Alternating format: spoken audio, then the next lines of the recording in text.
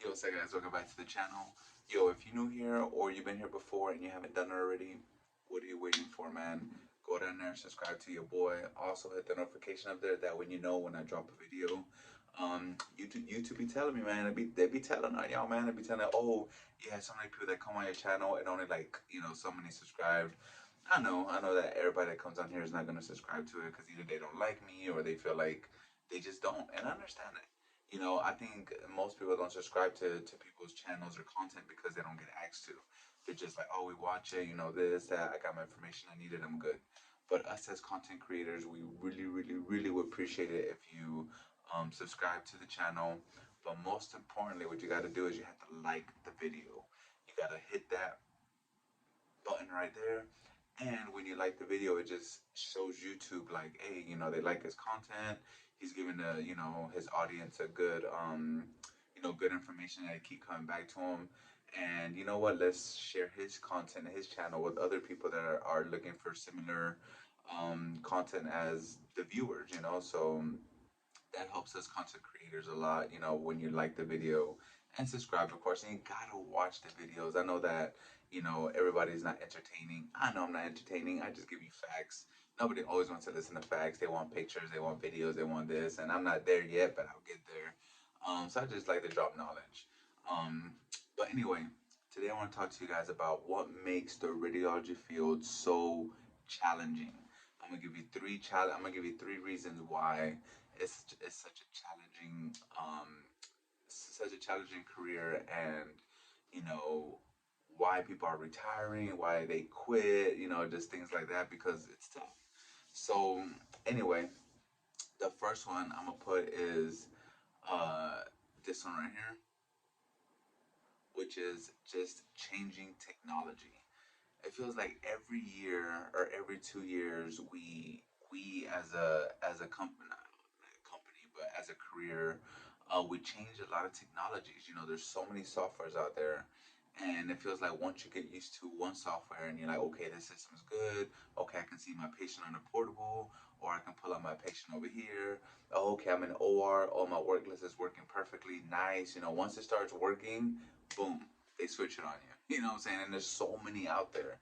To name a few, we have Epic, we have McKesson, we have Cerner, and even GE has their own software. So there's just so many things, and each one does the same function, but different steps to get there, different tabs, different this. So it's challenging, man, when you sit there and you get used to some. I don't know how many softwares I've already been through in my career. Plenty, tons of them. And then it's not even, sometimes they're like, okay, just throw a name out there. It's Epic, but we got version 1. Oh, and next year we're gonna get version 2. And it's like, how many versions are there? Like, there's always, you're always elevating, you're always like upgrading. And this is part of the radiology field, man. It's a lot of technology, a lot of like things that are coming out. Now we have AI coming out, artificial intelligence. That's a whole different subject on itself. There's just so many things. There's what is it? Oh, it's a CT portable. That's so cool. Like, not all hospitals have it, but that's coming soon. Just so many things. So it's always changing technology, learning new things, and um, just a quick story. So here at the hospital that I'm working at recently or currently, a couple of months ago, like 4 months ago, we changed into Epic.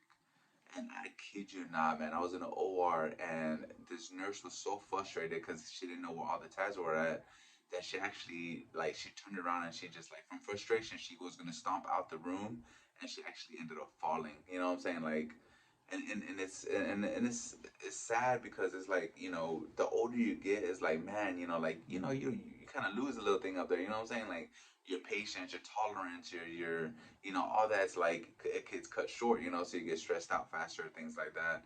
And this is not just radiology, it's hospital wide, but you know even nurses, man, they get frustrated. Doctors, just everything's constant. Um, Yesterday I was in an OR case and I was doing a risk with a physician, and he's like, I need so and so, or I need this instrument, and they're like, we don't got it, dog. And he's like, why? What am I doing? He's like, I'm in a big hospital with millions of dollars, and I would still feel like I'm in, a small country hospital without, like in 1995, without anything. So even doctors get frustrated because they don't have the proper equipment that they need. You know what I'm saying? And it's just, it is what it is, I guess. But changing technology is always a factor. You always gotta like keep in mind that it's forever, technology that's gonna keep on coming, and it's not gonna get, I'm not gonna say easier, but it's not gonna stop. You're gonna have to continue, to learn different technologies. So two, what makes it challenging is the continuing education. Your intensive learning. You're always going to learn in a medical field. Always. You're just because you passed your registry and you're certified, nurse, tech, radiologist, whatever. You're always going to have to sit there and continue learning.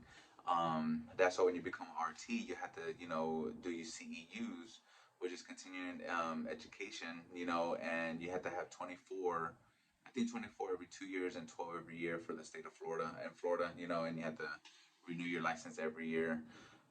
But yeah, man, you had to continue education, and now for technologists, radiology technologists that graduated in, I think it's after 2011, if I'm not mistaken, you have to do the CQR, which is what is I wrote it down, is continuing qualifications requirements for X-ray. So basically, it's a three-step process. You have to kind of assess yourself, see how you're doing, what you feel like you're doing. You got to take a test, not a pass, not a fail. It's just you got to take a test. The third part is, say for instance, you weren't good at physics. The ART is gonna be like, okay, you weren't good at physics, so I need, just throwing a number because I'm not sure. Well, I got lucky because I got grandfathered in. I don't have to do CQR for X-ray. For CT, I do though. It's coming up in 2027. But for X-ray, I don't have to worry about it. But they're gonna be like, oh, you weren't good at physics. Give me 15 extra CEUs on physics only, just to kind of refresh your brain, refresh everything, to make sure that you understand the process. That's the thing, man. So nothing to get scared about. It's not a pass or fail. It's just mostly like they want you to understand and to stay updated. So that's why you just gotta retest or whatever. So it's continuous learning. And I think about radiology, right? Is that when you become an RT, you're just a art, not just RT. It's something to be proud of, but you're RT, right? So if you want to do CT, you want to, like, you know what? I'm kind of tired of RT. I want to go, do something different. Explore MRI, CT, ultrasound, PACS administrator, maybe. Um, all that comes with the registry. Which, guess what? More learning. You have to go to school, or if you learn on the job, you have to have so many exams under your belt that with the certified technologists could sign off on it. They send it to the ART. If everything is good, you got to, they come back. You sit for your boards. And that's what I say. You sit for your boards. You have to study again for another registry. And if you ever passed a RT test or any kind of registry, you know that they're not easy. And the higher modality you go, the harder it gets, and because they know you're gonna make more money, so they make it harder for you to understand. And not only that, man, especially MRI. MRI is a big safety issue.